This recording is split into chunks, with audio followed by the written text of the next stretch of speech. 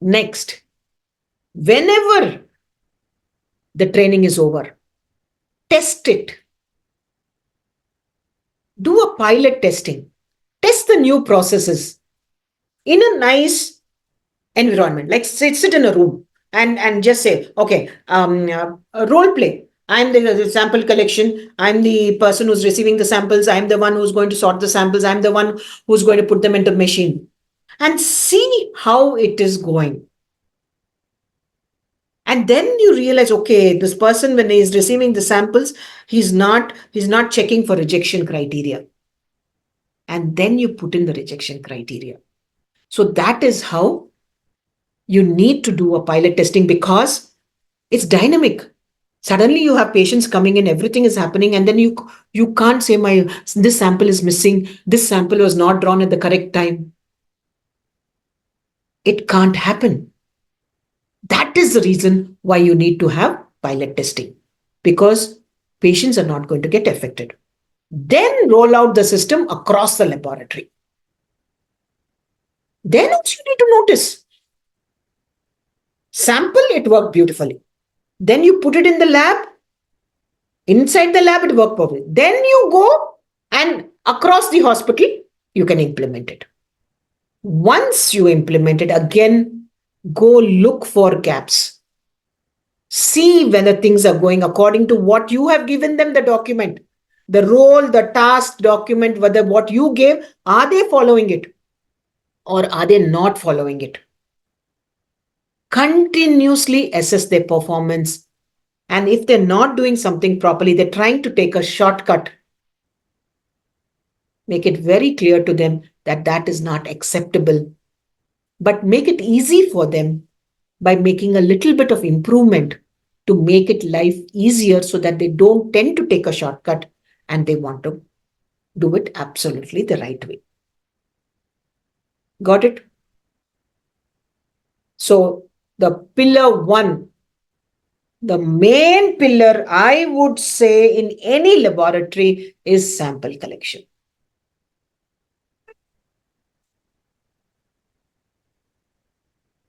The most important part, the first and often the most critical step in the laboratory process. Errors at this stage can lead to, we're just giving a wrong report. And with that wrong report, the patient is totally misdiagnosed, and everything the patient gets after that is only harming him, not helping him. All the resources are wasted. So what is going wrong? Umpteen number of incorrect patient identification. One Manjunath, another Manjunath. One Srinivas, another Srinivas. One Leela, another Leela. They collect, they draw the samples, and then initially I was like shocked. They went around collecting samples, collected the samples, brought all of them and put it on the table. And then this girl said two samples, two patient samples in two hands. And she knew, okay, this is Manjunath, this is Srinivas, and she's come and kept it on the table. When she kept it on the table, after that, she forgot which is Manjunath, which is Srinivas. So we need to tell them, you cannot collect samples without writing the name then and there, without writing the hospital number then and there. We need to tell them. They do not have all this knowledge. Then sample collection. The right time, the right tube, the right volume, the way it is drawn, blood cultures contaminated.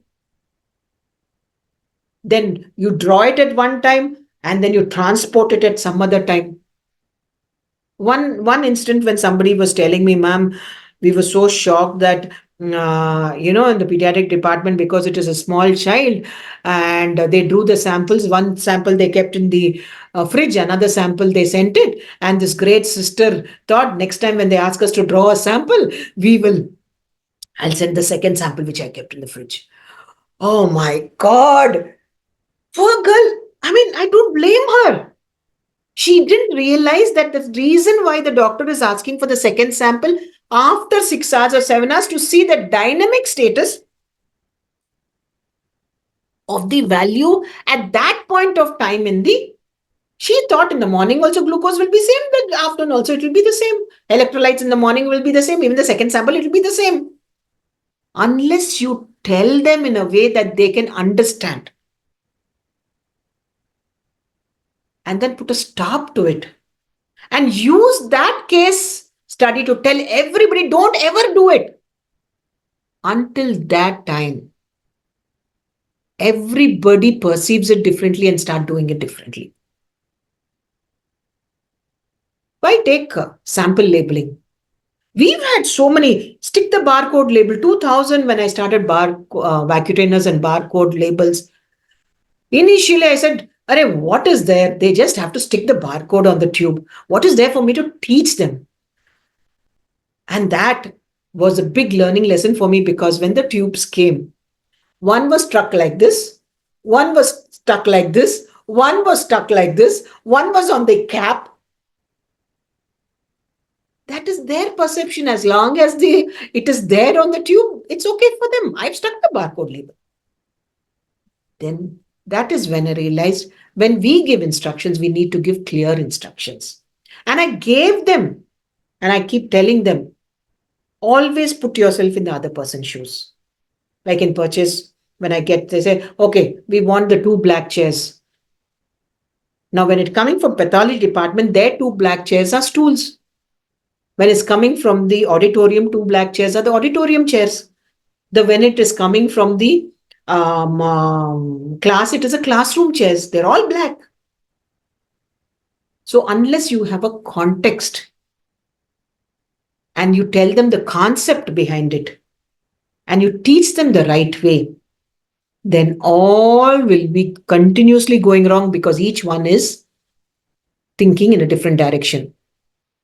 Now, inaccurate or unreliable results. Ultimately, it boils down to this: patient is at risk.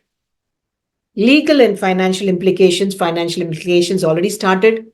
Legal is taking off, and we all have to understand at some point of time this is going to happen. We are going to be accountable. So, what does a robust system do? All the collection procedures, all the patient identifiers, training the phlebotomist, proper sample handling, transportation, real-time tracking system, stringent quality control checks. Unless you insist and unless you put this in place, 100% our report is wrong. Oh, the sample came like this. What can we do? They're not doing it properly. It's not our responsibility. No, it is our responsibility. We are part of the system. The doctors don't know where things can go wrong. We need to tell the doctors where and all things can go wrong and what to avoid. We need to tell the sisters, do it this way. We need to insist, we need to train them, we need to show them. And when they don't do it properly, we need to reprimand them. Make it very clear that it is not acceptable. And have quality control checks doesn't mean only QC in the lab. Quality, maintaining the quality of a system, controlling it in such a way that the quality is maintained is quality control. It is not what everybody thinks the QC material. So in sample collection, also we have quality control system. Now, once we have that, now let's come to the QC part of it, which we normally say is quality control. That is the second pillar. Because we all know accuracy and reliability of the test results by detecting errors before impact. This part of it, everybody is concentrating on QC, QC, QC, QC, QC. And how much more importance all this is missed. In spite of all that, Incorrect reference materials. The calibrators used, not right. The equipment maintenance, not right. The humans running the thing testing, not competent. No proficiency testing. No data to review. And there's much more that is going wrong. Recently, somebody was telling me LJ chart, they were not able to plot. If a basic LJ chart is not able to be plotted, then how is that you can even crack a QC? So it's very important that things are going wrong. We might think it's not going wrong, but they are going wrong. And because of that, our results are bad. And delayed, incorrect treatment decisions, loss of patient confidence, and legal repercussions. The reason I'm putting legal is at some point of time, what all we earn will go in one suitcase. Suit, court case. So a robust system has a comprehensive, it's a big pillar which involves regular equipment maintenance, proficiency testing, participation, statistical process control. You need to have your QC statistics absolutely on the dot. Data review should be rigorous and corrective action procedures should be in place. Now, the third thing, equipment management. How many of us, when we buy a car, we send it to the garage for servicing? Why do we send it to the garage for servicing? And whenever we are going on a long trip, how many of us send it for servicing? Frequent services are required. They are equipment. And that is the importance of equipment maintenance, because only then can it be reliable. The reason we are sending it to the service station is then you know that your car is going to be reliable and it's going to take you from point A to point B. There's not going to be a background. Exactly the same way, we have to ensure that our equipment is maintained so that, because that's very essential for accurate and precise results. Now, what is going wrong now? Equipment's breaking down because no maintenance, incorrect calibration, and delayed repairs. What happens is, if you're not maintaining the equipment properly, frequently it keeps breaking down. You're frequently calling the service engineer. At some point of time, the service engineer saying, "Arey yaar, this place is always calling. They don't do what they have to do, but they keep on calling us to rectify all the nonsense that they do." They're not going to respond on time. Sometime or the other, they are going to keep on delaying. And when they delay, what happens? We have to face the brunt. We might put the blame on them, but deep down, we know that we are not doing our work properly. Like segregating of our garbage outside. If we don't segregate it properly, will the garbage person takes the garbage, he'll leave it in front of our house and it'll stink when you come out. So if we don't maintain our equipment properly, it will not work.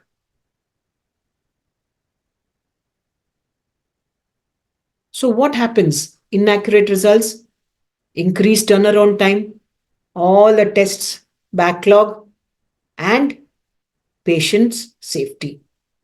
Imagine sodium, potassium, critically high, troponin, which is still he's having an MI, and we are not. How can a doctor go into the patient's body and know whether his troponin I is increased or not? He's going to depend on our value. Now, our machine is broke down. We are not able to give the value. That poor patient is going to die. Just imagine if we are in that position and the lab does not give the values. If any of our parents are there, or any of our sister, brothers, anybody known people are there, won't we run to the lab and say, come on, here, my people are there, I want the values?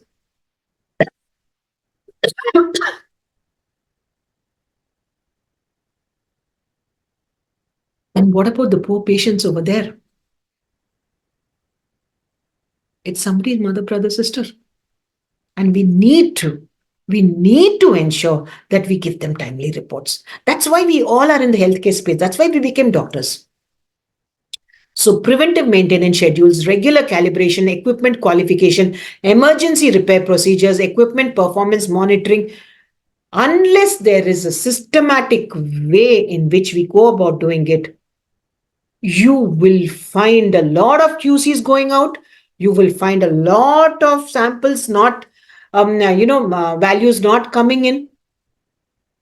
We have a dashboard, and I'll show you the dashboard after some time, where I can clearly make out, okay, this machine, okay, I'm not having. The second machine, I'm having a lot of outliers. I mean, since even though the outliers are very few, but they're coming up now. When they start coming up, we can pick it up and send it for maintenance.